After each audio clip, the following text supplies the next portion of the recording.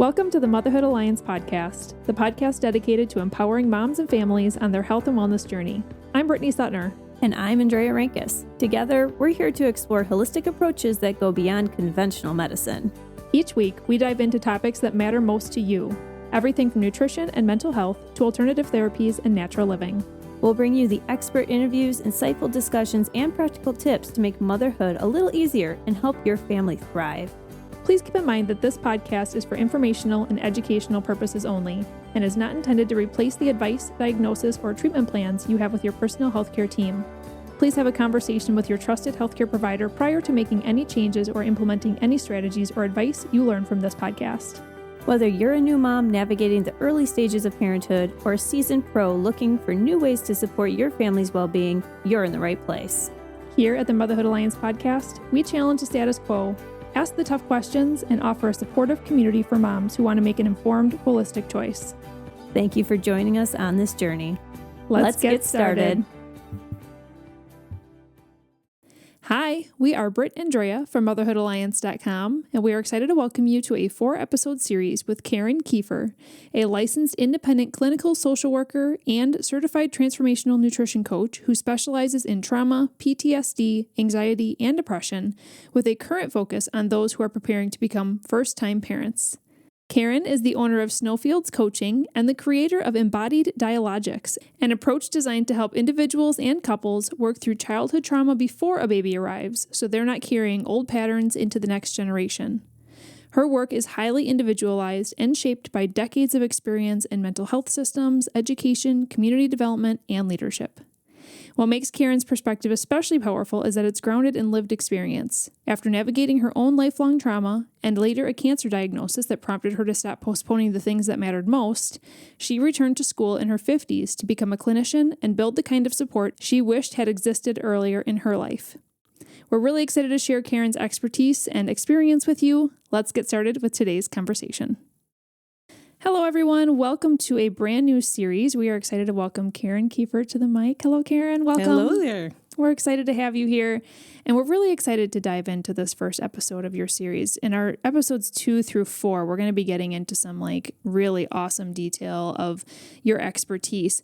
But in this story, we're going to be hearing your story a bit because you have an amazing and interesting story, and we're going to start with your fun fact. So I know you're going to be touching a bit on this in your story because this is more recent in your life. But when you got diagnosed with cancer, your fun fact is that you found out you could not get enough of the color orange, even though your whole life you've had other favorite colors. Tell us about this experience and why do you think this is? So I first noticed it in my kitchen. I was preparing to spend 2 years on the road living in a van and working. Oh, wow. When I was diagnosed with cancer. And so I had bought all this gear and I started putting it in one place to organize it after I was in a phase of buying all the stuff that I needed. And I noticed, there's this overwhelming, weird, deep yellows and tangerines that just aren't me, I thought, right? So it was just really puzzling, but I just loved the color and it felt like nutrients in my eyes. Interesting. And so, there's all kinds of science about color and mood and all kinds of things like that I'm not an expert in. But I can't help but think there's so much science there about how light affects us and wavelengths of light. I mean, I don't know why. I don't really have an answer to that, except that somehow it matters in a way that I don't know. That's really interesting. So you go to the store, you buy this stuff for your trip or for your life or whatever on the road, but instead of the greens and blues that you normally would pick out, you pick out the oranges and the yellows and things like that. Interesting. Yeah. And I think in the moment I thought, these are the options of colors. I'll choose that one. Or maybe I was thinking that my normal color I would like probably wasn't available, but I don't think that's true. And I bought them all separately. It wasn't all at once. So it's when I put them together that I thought, what is going on here? Does this still apply today? Actually, it's been shifting very recently. I'm back to my greens and blues. I paint. And so I still use a lot of the oranges, but in combination now. So I don't know, it's feeling different. It's very interesting. Yeah. Well, let's rewind quite a bit. We are going to talk a little bit more about your cancer journey at the end of this episode. So tell us about your upbringing, and then as well as like where did you get started in your career? Because I believe it's shifted a bit to where it is now. So tell us about your story from the beginning. My career is shifting. That's what I do. I grew up in a big family. I'm one of 7 kids. And we're very spread out over 18 years. So I had a lot of older siblings to watch and learn from. And from the time I was in kindergarten, I wanted to be a veterinarian until I was 18 or 19, I think. That's the only thing I thought about. Everything I did was to prepare for that because I do things intensively. But then when I got to the university, all that changed for reasons out of my control, and I had to start all over again. And it was very strange, and I feel this now when I see people ask children, what do you want to be when you grow up? And it's like, don't do that to them. I feel like they get in their head that this is important to be like they should know when they're 5. And if you don't know, I don't know. Maybe people don't do that as much anymore, but it was like the one way that adults engage with children They still do. in the 60s or whatever. Yeah. And so I just really got that in my head it was kind of my identity. So when that fell through, I didn't know what I wanted to do. I'd been studying animal agriculture. I studied meat science. I studied zoology and environmental toxicology and women's studies undergrad. So I was really interested in food systems and health. I was introduced to all kinds of alternative health things then, and I was training. I was doing triathlons. And What was the picture like then? Like what types of alternative health were you learning about in this And this time? was what time frame was this? This was in the mid-'80s, early '80s, mid-'80s, and just learning about other ways of thinking about health besides the traditional medical things that I grew up understanding, that there were other things that our mainstream science didn't teach us about. So as a child, I was diagnosed as hypothyroid when I was 10. So I've been dealing with that issue for a long time, trying to figure out what do I need to do to get all my systems to function properly, because I had a lot of issues. And that coincided with this onset of kind of like a depressive state that for most of my life I lived in. So it was a lot of exploration of new ideas about health and how we define it. And I was also very interested in the social wellness piece of health. Like, what does it require socially to promote health? I was very interested in public health. During that time, I was also working to support refugees who had been displaced from the Civil War in El Salvador and to help them move back to their communities. So I was part of a movement that helped people do that. And I got very involved in that. And I did go to school to get a master's in international environmental policy, and I was studying climate change. Wow, you got a lot of different things that you're interested in doing. Yeah. So I was looking at how to address that on a local level because it involves all these things. How do we create community that supports people's well-being, their creativity, their ability to be a free human spirit and be well and get along together. All those things have, really I've cared about. So those were all big influences on me. So when I went to grad school, I did my master's research in El Salvador because I wanted to know these communities they were incredible. Like, why are people who are in the middle of a civil war, they're poor, they're being bombed, why are they organizing around empowering women and, sustainability of farming? Like what? How do they do that? How do they have capacity to look beyond survival? Why is that so more important? Yeah. Exactly. In the middle of that kind of thing. And, stories of we just meet people. And I remember this woman who talked about how all 8 of her children had been killed during the war. And the average person had lost 7 relatives in the war. So, there's a lot of pain and suffering, and still with all that. That was fascinating. And I know you also have a background in some leadership type things. So is that farther down the road in your story? Yeah. Or is okay. So I ended up marrying a Salvadoran that I met during my, time there. And that was a fascinating learning period. So, and I guess the theme here is learning everything. I moved to something new because I love learning new things. And then I go, oh, that's changed what I think is important. Sure. So now I'm going to go do this other thing because that seems so important. And that's been the one thread through everything. Yeah. So then we moved to Boston, and it was very difficult change for both my husband and me, because he had never been a person who just wanted to come to the United States. So no job, no English, very isolated, and it was really challenging for him. Do you have kids? I have one daughter. Okay. Yep. I had her in El Salvador. But yes, through those times, that was a really difficult time of neither of us really being supported and having the skills and the personal development to make something like that work. So, yeah, that was challenging. I had an older brother who had had a baby 6 months before. So he was sending me all kinds of hand-me-downs. And one was a book. It was the Sears book on, I forget what it was, but I learned about attachment parenting.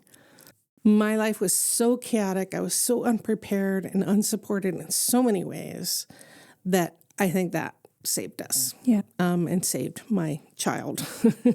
So at what point, you have a cancer diagnosis, you have a new career into actual helping people and as a clinical social worker. Let's bring ourselves to that point. Yeah. So in 1992, the first global meeting for climate change was supposed to happen, where we were hoping for all these outcomes. We were going to change things. No good things or important critical things happened. I went into a terrible depression then, because I was like, the world is over. Everything is downhill from here. And along with lots of other things, like, for example, I didn't know I'd married an alcoholic, and there was domestic violence in there. Earlier in college, I'd had a sexual assault and all kinds of things, and they just caught up with me and just boom. And so I was on disability for 12 years for depression. And in trying to get myself out of that, I had support from a family member who coached me, knew nothing about mental health, worked with businesses, and coached me.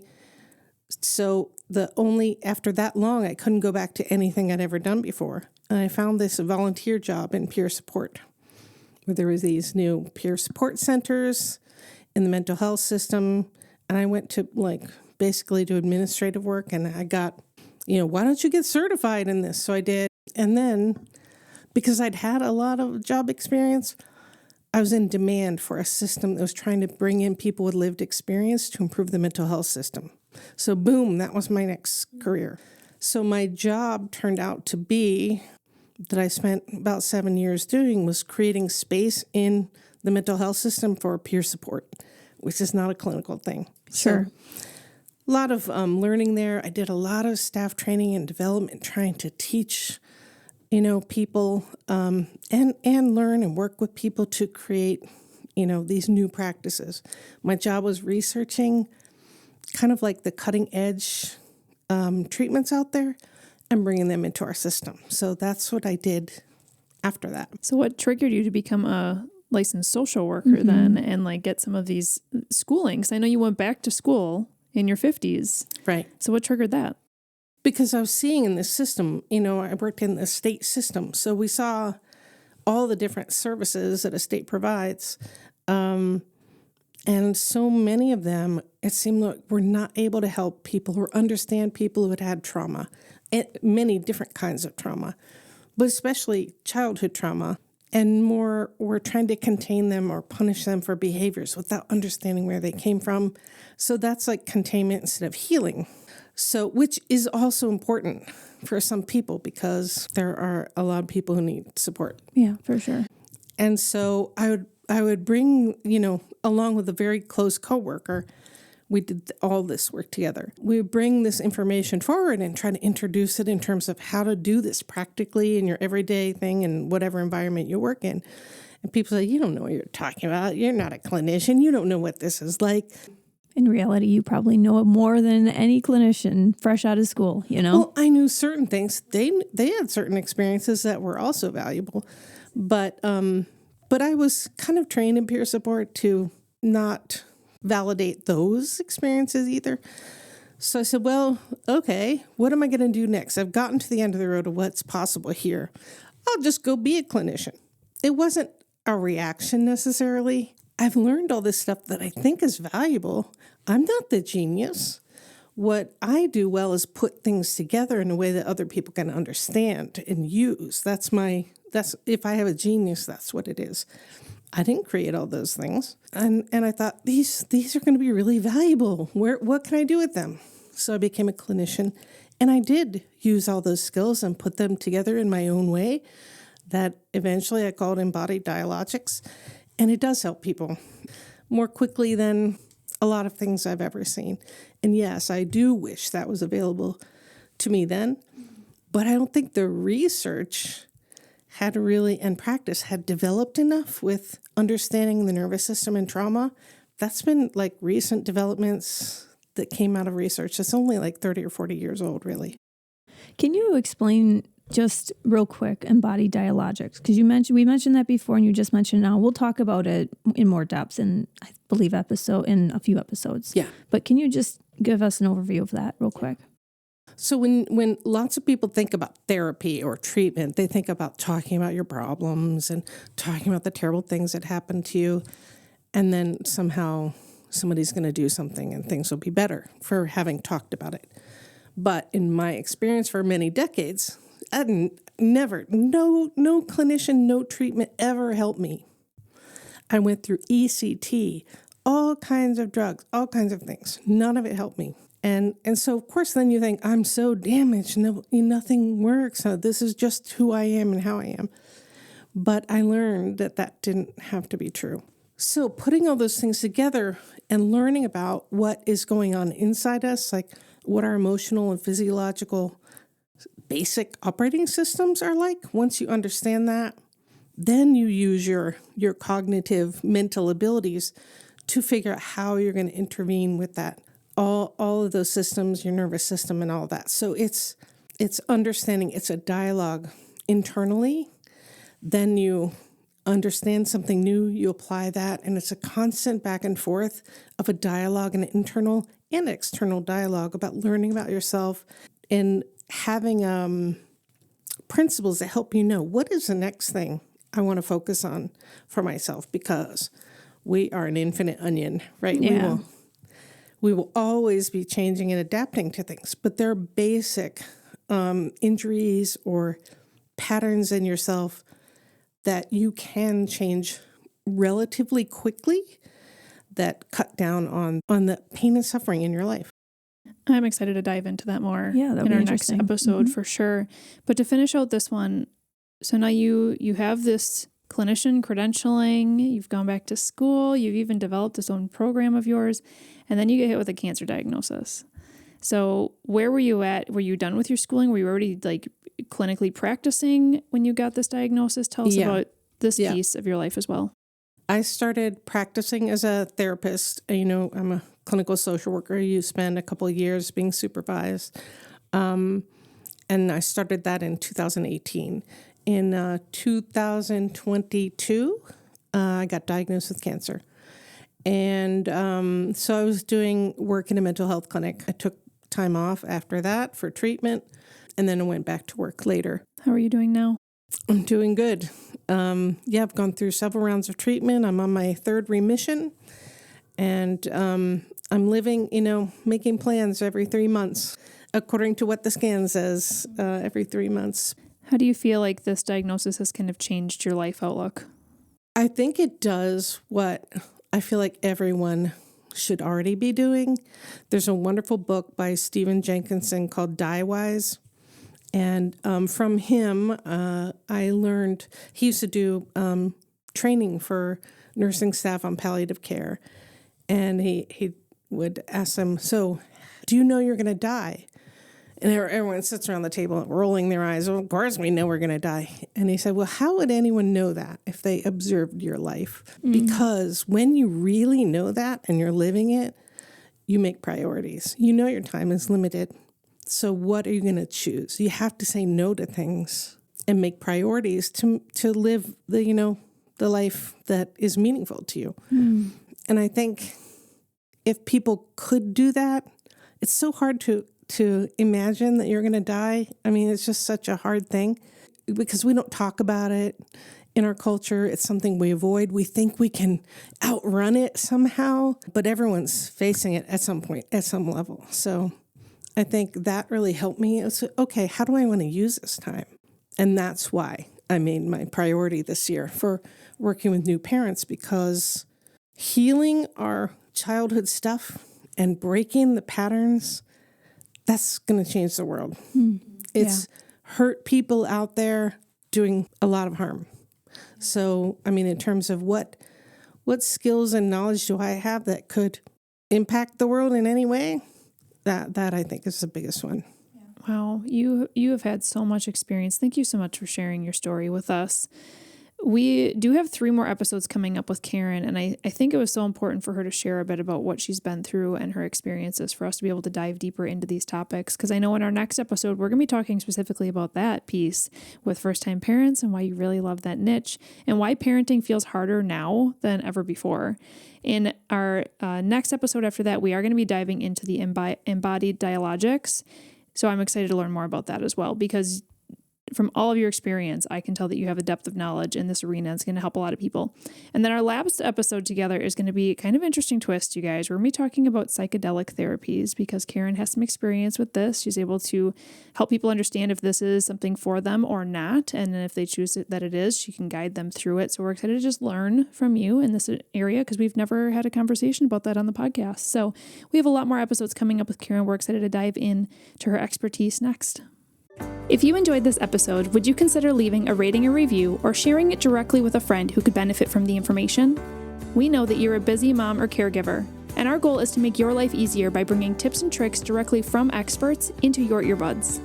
By sharing this episode with someone you love, you can play a critical role in helping to make their life easier as well. We appreciate your time, and thank you for being a part of the Motherhood Alliance family.